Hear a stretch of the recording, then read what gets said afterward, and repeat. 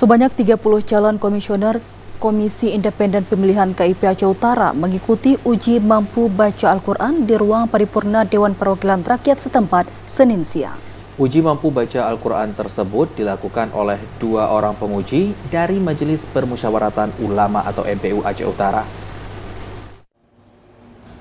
Beginilah suasana uji mampu baca Al-Quran calon komisioner Komisi Independen Pemilihan KIP Aceh Utara yang berlangsung di ruang paripurna DPRK setempat Senin siang. Satu persatu calon komisioner diuji kemampuan membaca Al-Quran di hadapan 2 dewan penguji dari Majelis Permusyawaratan Ulama MPU Aceh Utara.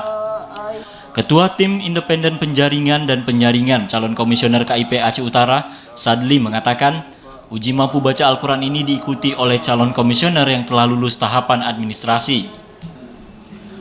Sebelumnya, calon komisioner yang mendaftar berjumlah 45 orang. 1 orang diantaranya tidak lulus dalam penelitian berkas dan 14 lainnya tidak lulus dalam tes ujian tulis.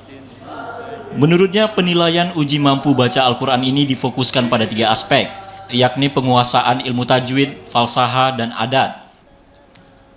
Nilai dari hasil dari uji mampu baca Al-Quran akan dikombinasikan dengan tes wawancara yang akan berlangsung Selasa besok.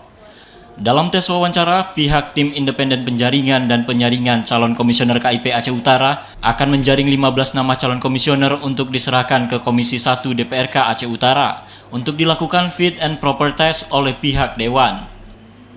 Dan di uji mampu baca Al-Quran, kita tidak melakukan pengumuman lulus atau tidak lulus, namun kami kombinasikan nilainya, kami gabungkan saat uji